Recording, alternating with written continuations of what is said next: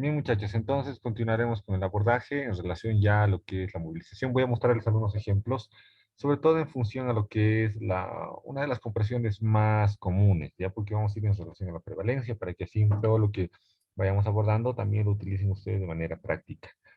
Si nos damos cuenta en relación a lo que es el trayecto de emergencia del nervio ciático, es uno de los nervios más grandes de la anatomía.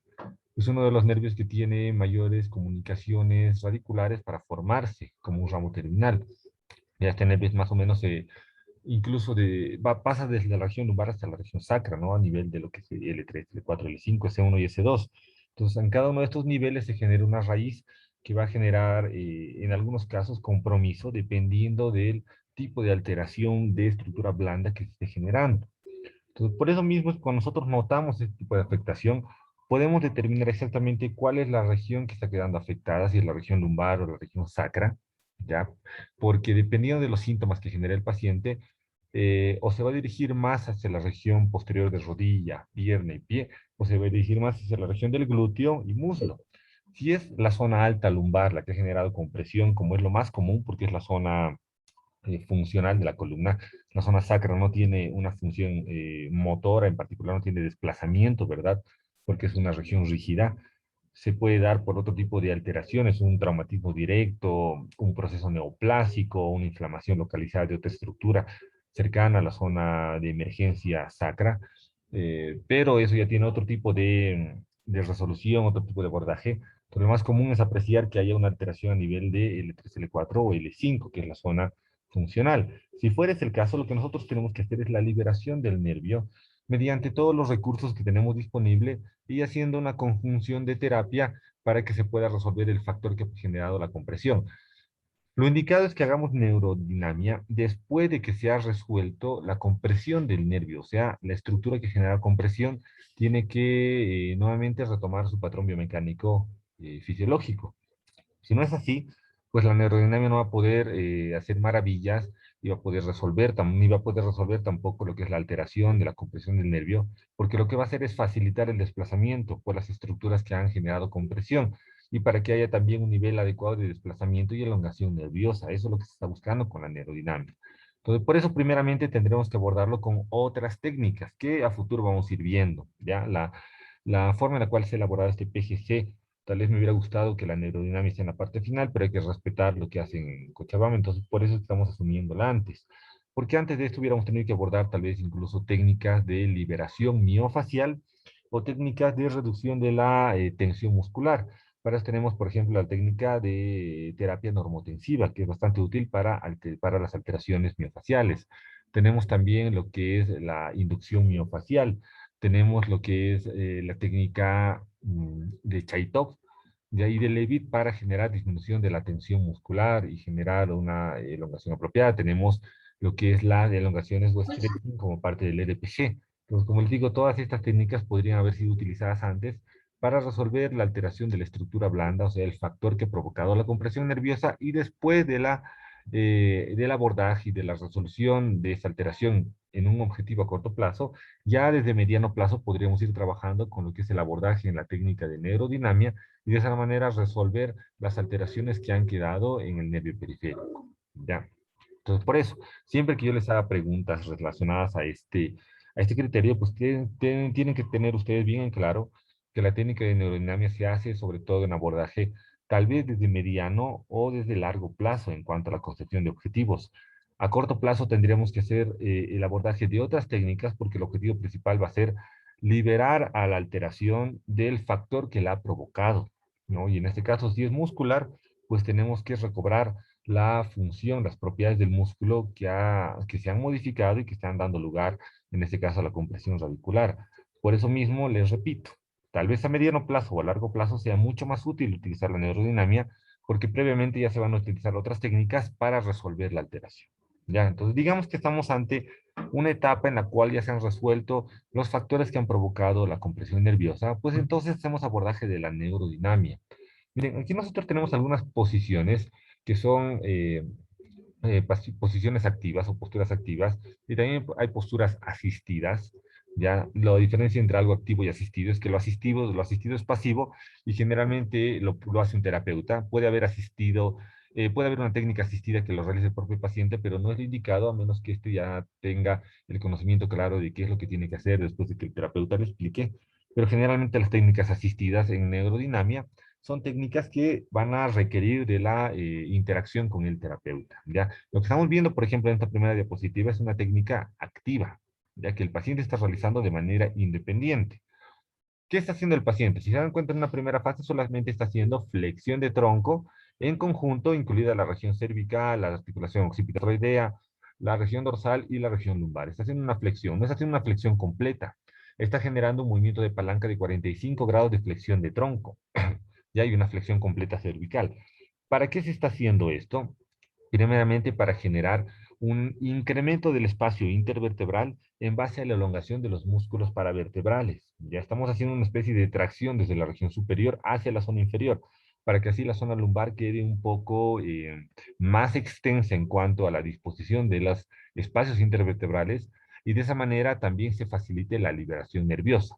Pero solo lo hacemos, les repito, cuando ya se ha resuelto el problema. Si no se ha resuelto y hacemos esto, pues podremos generar incluso mayor alteración. La siguiente fase de este movimiento activo, en este caso va a ser el movimiento progresivo del miembro inferior. Estamos yendo hacia la extensión de rodilla, que es lo primero que se realiza, y finalmente hacemos lo que es la dorsiflexión de tobillo, como lo estamos viendo acá. ¿Qué va a provocar esto fisiológicamente en el nervio ciático, que es al cual estamos abordando mediante esta maniobra? ¿Qué piensan, chicos, ustedes? ¿Qué va a generar en el nervio ciático esta postura?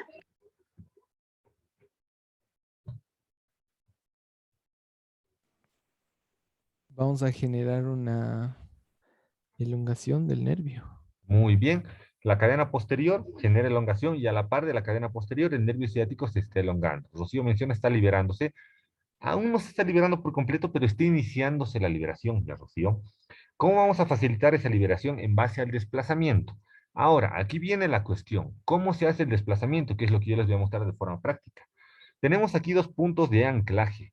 Un anclaje superior craneal y un anclaje inferior distal, ya, o caudal, que son los lugares en los cuales toda esta cadena posterior está generando una elongación. Entonces, para que nosotros podamos generar un desplazamiento adecuado, vamos a ayudarnos de las cadenas.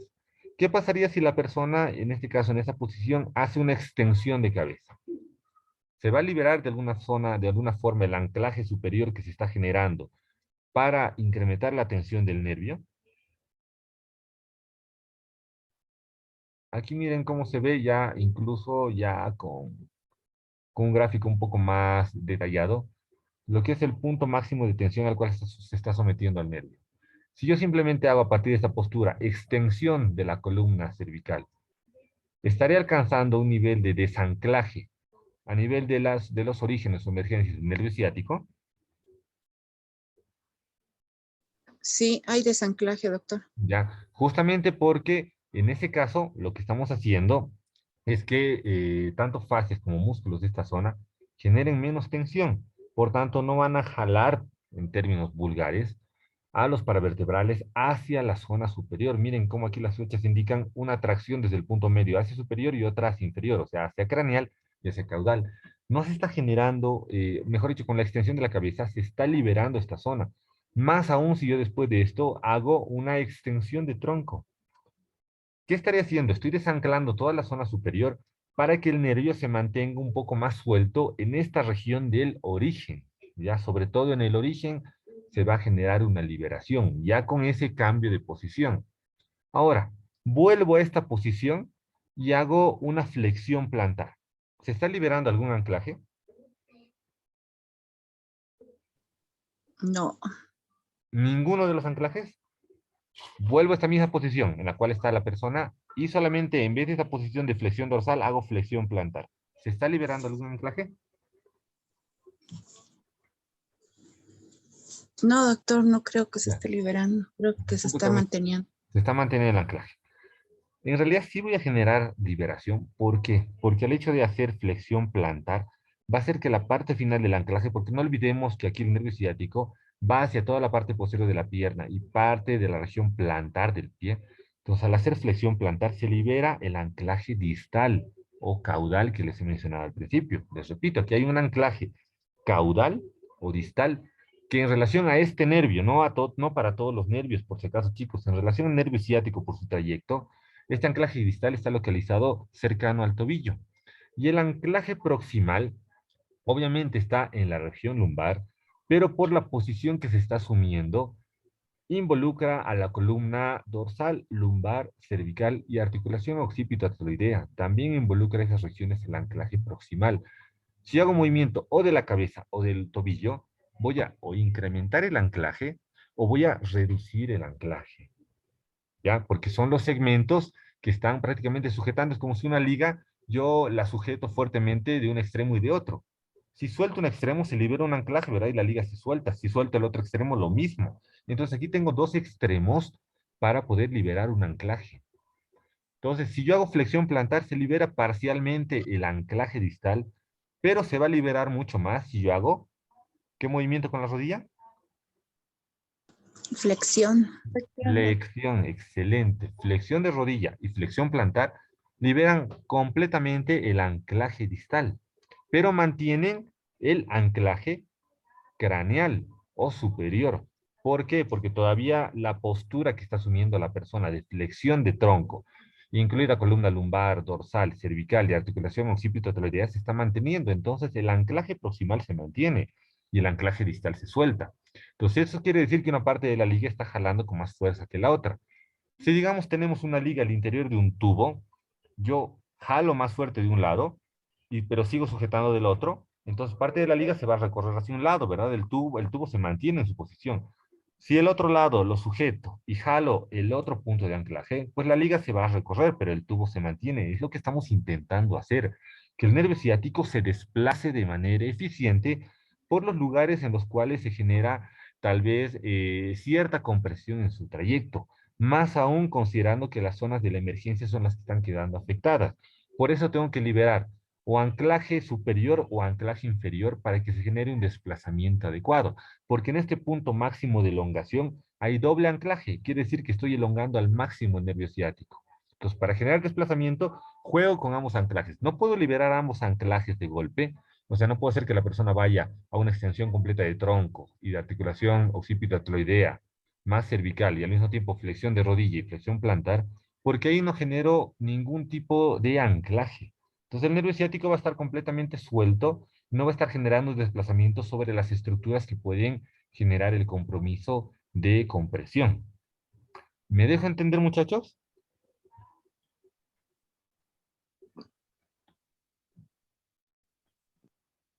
Sí, doctor. Sí, doc. Muy bien, entonces, si lo mencionan así, si están seguros, pues excelente, y me siento conforme porque es lo que vamos a abordar en relación a los demás nervios que tenemos que nosotros asociar justamente a esta liberación. Estamos utilizando terminología bien particular que forma parte de esta técnica, por si acaso, chicos. Estamos generando lo que es anclaje y desanclaje como terminología. Anclaje, punto máximo de tensión nerviosa. Desanclaje, liberación de un extremo o del otro extremo del nervio en relación a la posición del paciente. ¿Ya? Deslizamiento del nervio, que es la facilidad del nervio para pasar por las estructuras que generan compresión del nervio. ¿Ya? En ese caso, emergencia o trayectos del nervio. Estos términos, por si acaso, muchachos, no se los olviden porque son los que vamos a utilizar siempre que estemos haciendo abordaje en base a la técnica de neurodinámica. Entonces, este es el ejemplo que les quería mostrar, que es uno de los recursos terapéuticos que vamos a hacer la siguiente clase con un paciente. ¿Tienen algún examen la siguiente clase, chicos, en la tarde? El día miércoles. Sí, doctor. ¿Antes o después de nuestras clases tienen su examen? Antes. Antes, Antes, entonces ya van a estar libres, no hay problema, ¿no? Porque saben que a veces cuando es antes el examen, perdón, cuando es después del examen se les da un poquito más de espacio para que puedan estudiar, prepararse, pero si es después nuestra clase de su examen, entonces no va a haber ningún problema para hacer el abordaje. Tal vez de toda la clase completa vamos a intentar hacerlo, a veces por cuestiones de grabación no se puede, pero voy a intentar hacerlo para que sí asumamos todas las técnicas de neurodinámica, todos los recursos, ¿ya?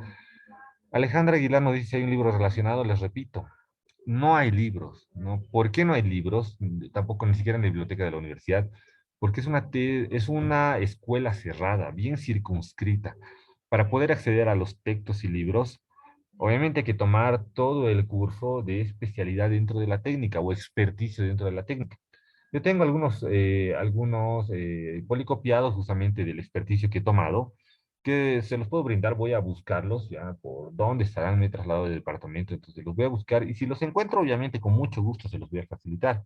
Pero si no, traten de asumir toda la información que les estoy dando, que es la más básica, la más simple en relación a lo que es la concepción de la neurodinamia, para que si después podamos, ya en un experticio ustedes o en algún curso que lancemos, poder asumirlo con mayor profundidad, porque es una técnica bastante compleja, ¿no? Sería como querer aprender todo lo de lo que involucra a Bobat solamente dentro de la materia de kinesioterapia neurológica. Entonces es complicado porque nos dan las bases fundamentales, porque asociar todo es prácticamente llevar una especialidad de casi 6 meses para conocer todo respecto a la técnica. ¿Ya? Entonces, chicos, estoy intentando que todo esté bastante concentrado y que sea útil para ustedes. No estoy yendo, o no estoy corriendo o dándoles información muy compleja.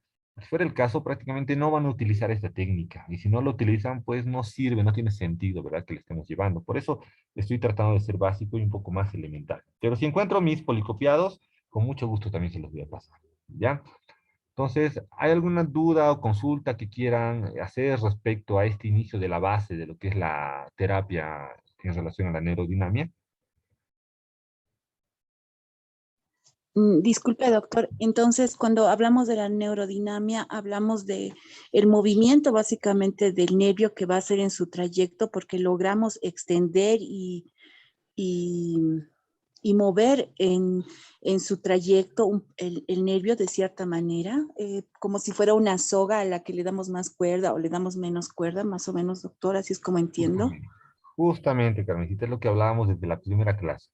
Es una de las pocas técnicas que genera justamente este desplazamiento en relación a estructuras por las cuales trayecta un nervio. No se olviden que un nervio puede ser un nervio perforante, cuando perfora un músculo, una fascia, puede trayectar sobre un espacio, un orificio óseo, como sea a nivel del agujero obturador, a nivel del agujero de conjunción de las vértebras. Puede trayectar cercano a dos fascias de dos músculos distintos, cercanos tal vez a una zona articular, a un ligamento. Entonces, lo que hacemos con cada nervio que se aborda es facilitar este deslizamiento, ¿ya? Para que en base de deslizamiento, pues el nervio pueda deslizarse, desplazarse adecuadamente y no genere problemas en la emisión de información periférica, ya sea motora o sensitiva.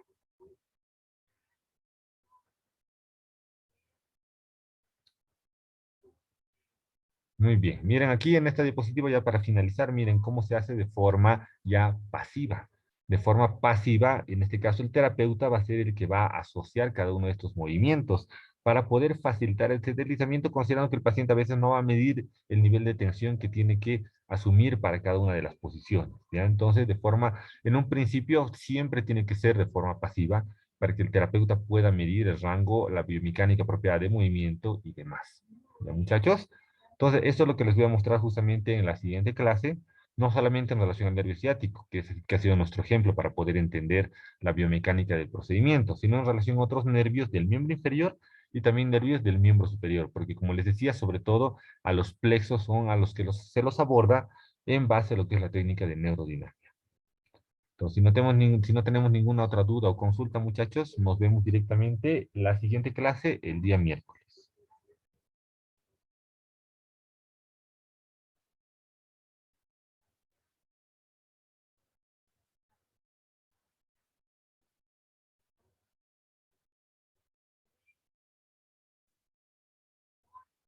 Ya, Doc, gracias. No tiene por qué, Pablito. Nos vemos. Hasta luego, chicos. Doctor, gracias. Hasta luego, Hasta Carmen. luego, doctor. Gracias. Saludos. Hasta luego, Miguel. Gracias, Hasta luego, doctor. doctor. Hasta luego, Carmen. Nos vemos.